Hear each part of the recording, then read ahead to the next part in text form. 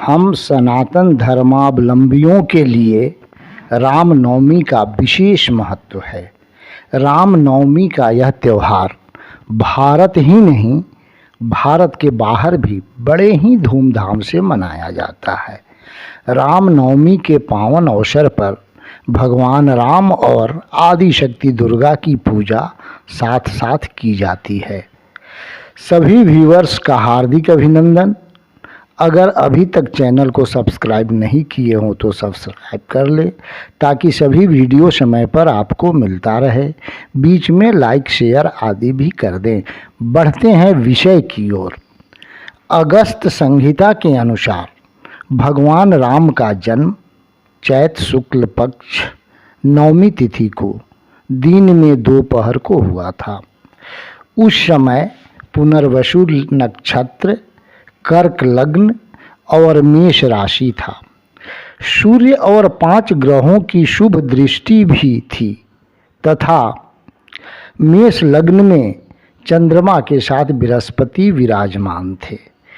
ज्योतिष गणना के अनुसार यह अभिजीत मुहूर्त अत्यंत शुभ माना जाता है। मर्यादा पुरुषोत्तम राम विष्णु के 7वें अवतार माने जाते हैं। धर्मशास्त्रों के अनुसार रामावतार के 5 कारण बतलाए गए हैं। पहला कारण भगवान विष्णु के पार्षदों को सनत कुमार आदि ऋषियों का शाप था। दूसरा कारण जालंधर की पत्नी वृंदा का विष्णु को दिया हुआ शाप था। तीसरा कारण नारद मुनि का विष्णु को दिया हुआ शाप था। चौथा कारण मनु और शतरूपा को भगवान विष्णु का दिया हुआ वरदान। और 5वां कारण राजा प्रताप भानु, अरिमर्दन और धर्मरुचि को ऋषियों का दिया हुआ शाप। इसके अलावे रामचरितमानस में गोस्वामी तुलसीदास लिख रहे हैं कि राम जन्म के हेतु अनेका, परम विचित्र एक ते एका। जब जब हो ही धर्म की हानि, बाढ़े असुर अधम अभिमानी। तब तब प्रभु धरि विविध शरीरा, हरहि कृपा निधि सज्जन पीड़ा। धर्म ग्रंथों में ऐसी कथा आई है कि अयोध्या के महाराज दशरथ को कोई संतान नहीं था। गुरु वशिष्ठ के आदेश पर उन्होंने श्रृंगी ऋषि से पुत्रेष्टि यज्ञ करने की प्रार्थना की।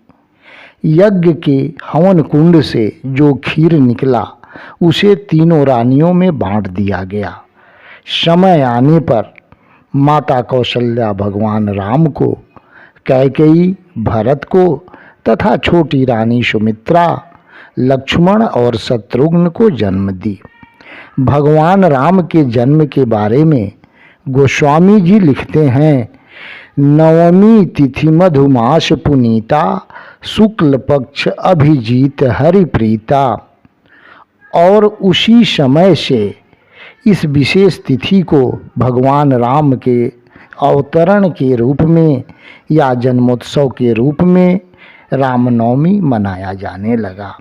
और अब तो अयोध्या में राम जन्मस्थली पर एक विराट एवं भव्य राम मंदिर का निर्माण हो चुका है और उसके गर्भगृह में रामलला अपने दिव्य छटा के साथ विराजमान हैं।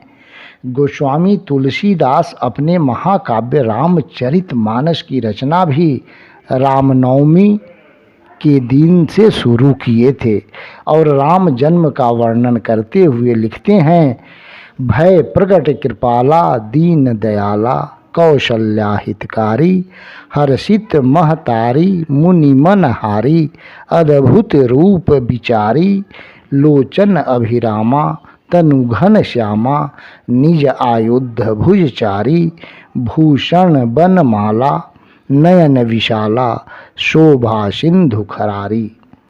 आशा है रामनवमी की जानकारियों में अवश्य वृद्धि हुई होगी।